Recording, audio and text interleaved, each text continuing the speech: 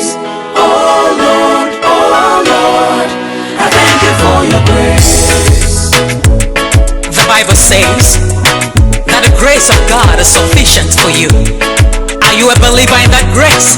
Let's show it. For all your blessings in my life. Welcome, ladies and gentlemen, to the Sunny Encounter. It's my pleasure being with you again. My name is Emmanuel. Thank you for all of you that have been moving this program forward all over the internet, Facebook, Twitter, Instagram. Thank you so much. Thank you for sharing with your friends and family members. It's highly appreciated, everything people are doing. We are working hard. The Sunny Encounter is working hard to improve everything we are doing to bring you the best. Time will be here when we start showing you varieties of activities outside what we are doing. Thank you, all of you, in one way or the other, that have been supporting us. In everything you are doing to support this program, thank you so much. It's highly appreciated. It's really, really a wonderful feeling. Thank you again. And if you have not subscribed, like I always ask, please take another 5 seconds and do it. You see that subscribe there, you see in front of you, and the bell. Just press 2 of them. Press the subscribe and press the bell so that you'll be getting this program. This program is getting hotter and hotter. It's getting hot every other day. Please subscribe right now. We are getting bigger, we are growing, and we get to the top one day. Thank you so much. It's because of you. Today, I'm going to talk again about everything happening in the eastern part of Nigeria, because that place has been a terrible area for anybody now who is thinking of living in Nigeria. Eastern part of Nigeria, particularly the Igbos, are being treated like slaves, like foreigners, like people who don't want anything. They are not treated like being treated like human beings. So that's why I've been talking about it over and over again, to get your attention and to get the attention of the world. Something has to be done. Something has to be done before it gets worse. I can see that the people living in the eastern part of Nigeria, mostly the Igbos, they are holding these feelings for so long. They are holding feelings of freedom, feelings of free movement, feelings of free expression. The Easterners, despite everything they have, despite all their education, they are being treated like animals. They are not being allowed to use their money, to use their thinking, to use their abilities to build Nigeria, to make Nigeria better, or to build at least our own area, since the federal government is not available for them. And still they cannot be allowed. If you go to Nigeria or the eastern part of Nigeria today, every 1 mile or 1.5 miles, you are being searched. It doesn't matter your education, it doesn't matter your money, it doesn't matter what type of car you're riding. And why the Fulani and the Buhari government doing that? We don't know. We don't know that, other than they are trying to provoke the Easterners again. They are trying to treat them in a way to provoke them, so they will have excuses to do worse things than they are doing now. So that whatever thing they are seeing in eastern part of Nigeria now, the new industries people have built for themselves, the new roads and anything, schools, the people, private people have done for themselves, they want to go and destroy them. In the Civil War, Biafran Wars, we call it, 67 to 70, schools were bombed, destroyed completely. Hospitals were bombed to the rubble. Anything you can think of, private houses were bombed, and that was those days. And they got away with those things. Nothing happened. And again, they are taking to do it again. Even though if you're going to arrest them, even though if you are going to put them in jail in the International Crime Court. They don't really care. They want these places to be destroyed, to be bombed to the stone age. That's all they want. That's everything that makes them happy. And why are they behaving like this? The federal government does not help them, doesn't give them loan, doesn't build roads or schools and the other thing that will help life down the east. And these people are working so hard to help themselves. And what is the Buhari government and all the people behind him are doing? They're trying to provoke the Igbos, provoke the Easterners. Even though they're trying to extend it now to the Yorubas. All they want is the excuse, the opportunity, the privilege to go and destroy what those people have done for themselves. That is not right. It's so callous. They're doing it, they make sure that these people don't grow. They are making sure that these people don't enjoy any comfort of any kind, whether from their own sweat or whether from help from their friends. They are so envy and jealous about the Igbos and Easterners in general, because when they see them growing, despite every way they have been treated, the terrible and horrible way they are treating them, still they don't want to allow them to work on their own and grow. That's not good. It's so terrible. This is not something that should be happening in the morning time, and the people keep quiet. They keep quiet watching these people. Maybe one day if we keep doing these things, they'll be frustrated and do something stupid, and we take that advantage and go there and destroy whatever thing they have achieved. The Igbos in particular, all of them know, everybody knows them. The whole world knows them. Wherever they go, they develop them. It doesn't matter whether it belongs to the Fulanis, to the Yorubas, or to the Igbos themselves, or the Hausas. Wherever they go, the first thing they do is they sit down and try to help out that community to grow, to look beautiful. They always want to leave every community better than they found them. But the Fulanis don't like that. The Igbo man, Igbo woman, the Easterners, they don't mind going to schools where you have thatch houses and everything as far as they get that education. And when they get that education, they want to build that thatch house to look better, to be a beautiful place for other people coming behind to enjoy them. And people are being so jealous of them, being so envious of them, and try to kill them, kidnap them, and try to frustrate them, doing everything possible to frustrate them, so that whatever thing they're doing, they will not like to continue doing it. And these people still trying so hard to hold themselves together. We have millions and millions of our children, our brothers and sisters that come out from the university, no jobs. No jobs is not that there is no job like that. There's no job because the Hausas and the Fulanis don't want the job to be created. Nigeria make millions and billions of dollars every day on the oil that comes from the east. This money can be used to build refineries, to build industries around there, even extended to any other part of Nigeria. But these Fulanis don't want that. They get this oil wells assigned to them. They say this oil that is supposed to be for the government, they use the money for themselves.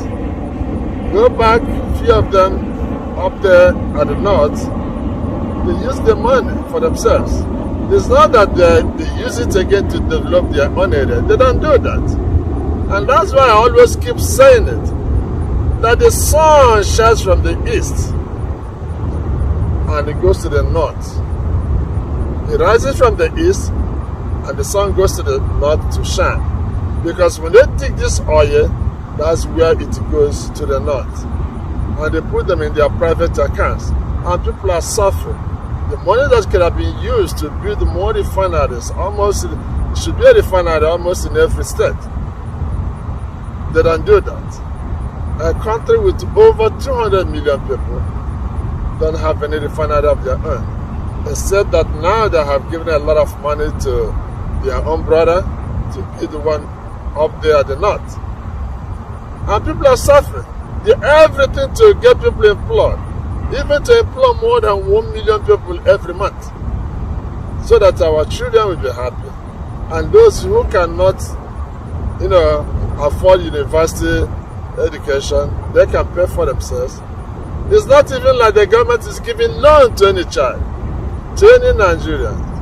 People struggle on their own to pay these expensive private universities just to get that education. And when they spend that money, sometimes the parents sell their properties to put their children through the education. And they come out, at the end, they have to keep waiting. Waiting for what? For how long? We don't know.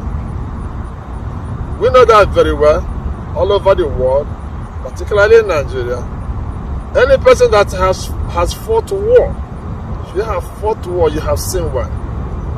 You don't want to do it again.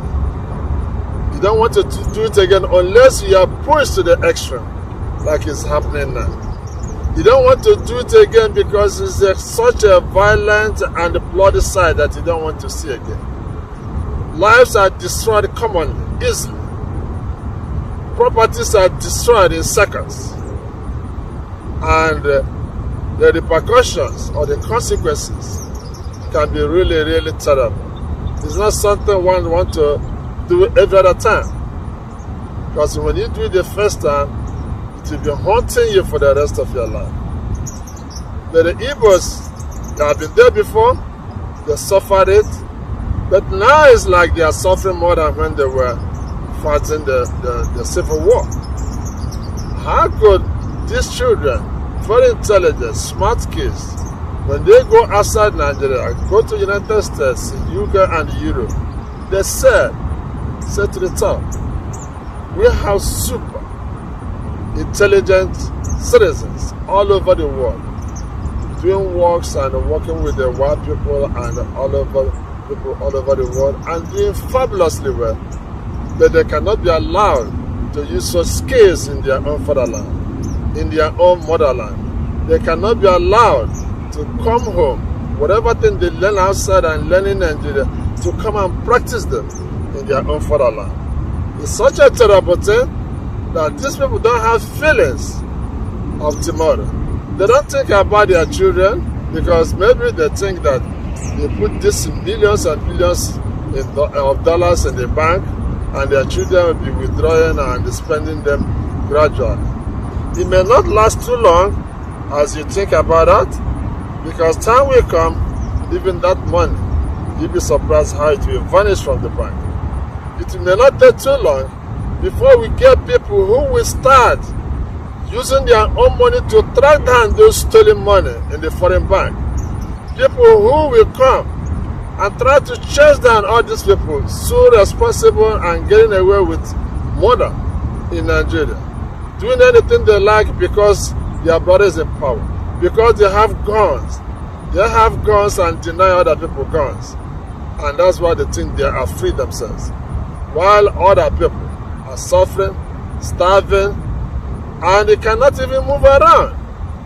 How can you, like if you are traveling for 100 miles, 100 miles you are stopped every other 1.5 to 2 miles? How frustrating can that be? Imagine if you have a tourist, you have a friend that wants to visit your country, and on the way you see these people with heavy machine guns every time questioning you for nothing. When you bring out their ID, they can't even read it. Some of these Fulanis join the army with the Hausa language. And when you even speak in English to them, they don't even understand you much. And they are the police and the army of the country. Most of them are there now, the Boko Haram. People who have been killing, kidnapping, and they're over there in the Sambisa forest. And when they are caught, what does Buhari do? He will send his men, tell them, go and train them, rehabilitate them. And when they come out, the way he will compensate them is to put them in the army and in the police. And when they are there, what do you expect them to do? Now you have trained them, giving them license. They were killing before, and now you're giving them license to kill more. They go outside, massacre people, come home, and nobody is worried about it. And nobody is thinking of something better than that to do for the citizens. Some of the Fulanis that go to the universities, very few of them, and even they are allowed to enter there with very low grades. They still waive it, give them that opportunity. It's not even that they come out to learn to do something better for the country. All they do, all they think, all they plan is how to dominate the country, to remain there, because they say that they are born to rule. And somebody who is born to rule, you can't even get good thinking how other people will be accommodated. If it's something that is done on merit, that is wonderful. If you are the smartest people in the country, that's wonderful. You say, yeah, let them be there. Everybody will benefit from what they are doing. But it's not that they are there to think of any other thing better for others, other than to stay there, to keep stealing and stealing the Nigerian money without being accountable for that. It's such a horrible thing, and you put too much pressure on other people, frustrating them, making people to run out of patience. The Igbos, the Easterners, they have been running out of patience for a very long time. And as human beings, you all know that at a point you may get there that you can't take it anymore. You say, what the heck? Why you are alive in the first place? You all like go and get your own thing. All your things they have stolen, you go for it. Why did they arrest Nnamdi Kanu? They arrested him because he is telling you, if you cannot do this for my people, let him go. Let my people go. And they say he's saying the wrong thing. And now, bring him to court, they cannot do that. They keep detaining him, and nobody knows for how long. Forcing people, frustrating innocent people. They cannot come out and express themselves so clearly. You cannot go anywhere you want to go. You cannot travel in the night. You travel in the night, these policemen and the military men, they are frustrating you in many ways, searching you for nothing. But when you go to the Fulani area, nobody is there. And now they have encroached all the way to the Fulanis, to the Yorubas. Now they are doing the same thing to the Yorubas, the kidnapping, the raping of their own people. And the Yorubas, as you know them, they are highly traveled and highly educated people too. The Yoruba Awolowo was the first person that built a television station in Nigeria in early 60s. No one else. But what happened? The Fulanis, when they came to power, they don't want anybody to talk about other people other than themselves. They closed those things, frustrated those people, make them to run out of money. Because they don't get loans, they don't get support, they don't get advertisement. All these things were just to frustrate those people so that the things they are doing will not go further. It's such a horrible, inhuman behavior. It is so callous that other people really want to punish other people's children, starve the citizens, make life so miserable for them. Ladies and gentlemen, all of us has to rise and come together. We cannot allow this to continue. Wherever those people are, somebody needs to talk to them, to take a break and allow our people to go. I have said it a million times. If we cannot live together as brothers and sisters, let us go our different ways, maybe come back again as friends and maybe as good friends.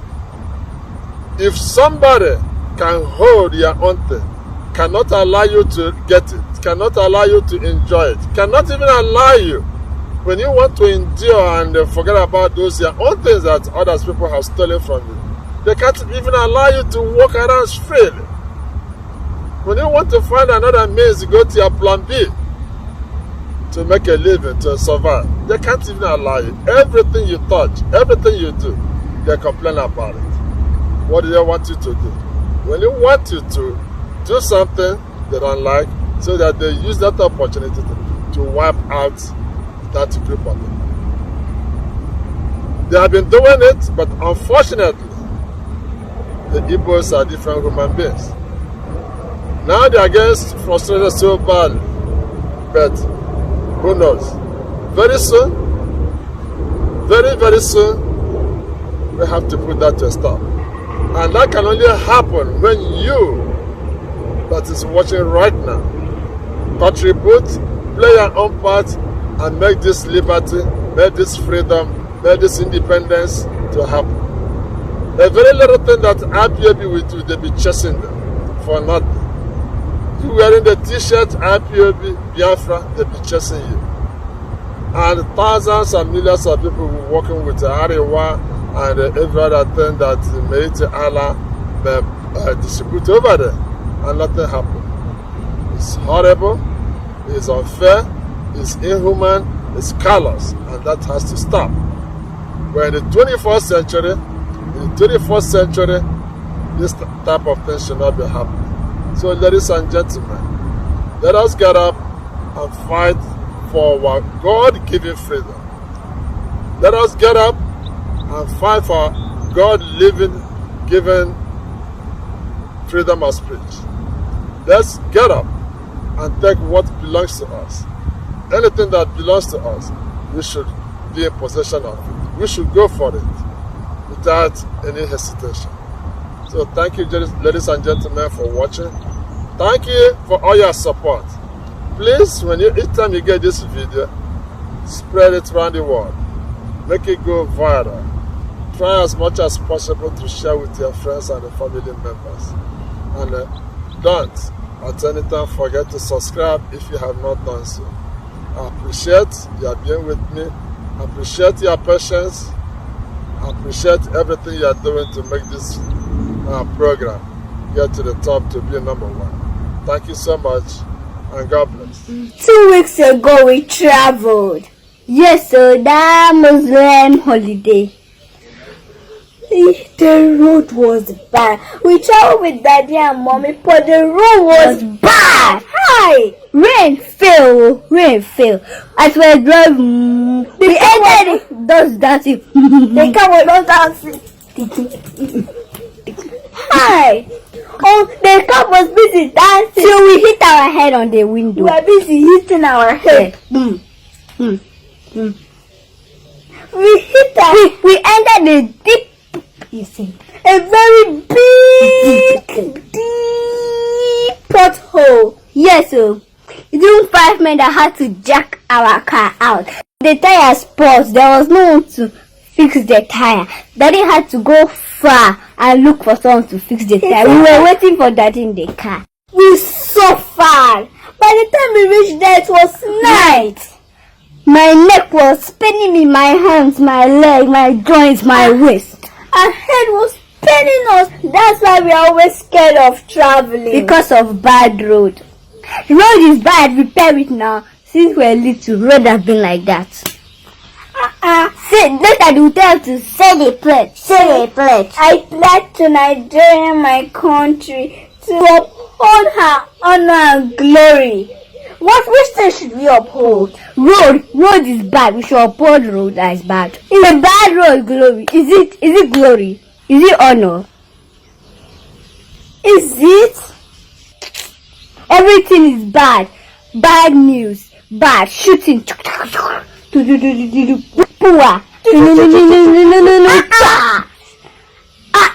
Everything is bad now. To serve Nigeria with all my strength. What has Nigeria done for us? We have been serving Nigeria. What has it done for us? Nothing. The only thing that I like about that pledge is, so help me God, because God will help us. So God will help us. This is the second batch of the video of the today protest. We are now in the Kenya embassy. This is Kenya.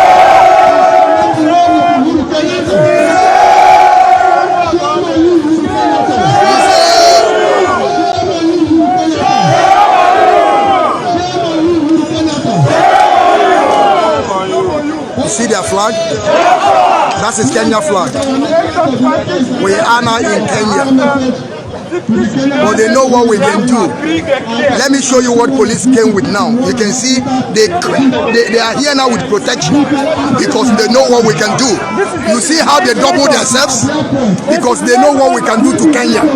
This is their house. They are just small Africans.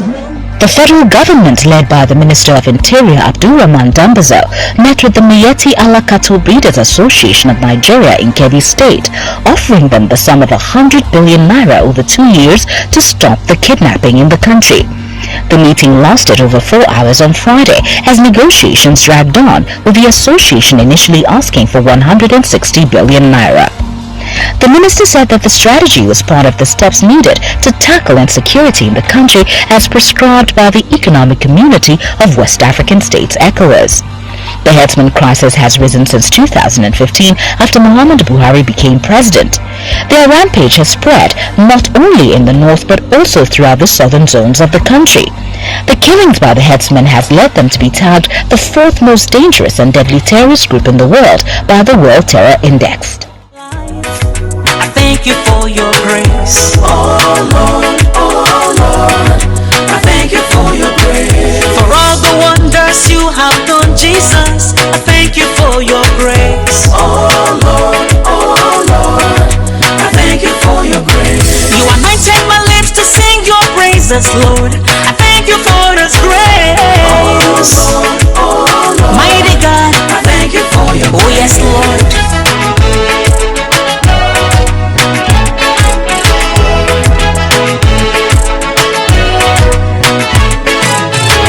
Sometimes I wonder where I'll be without your love. Sometimes I wonder what I'll do without you.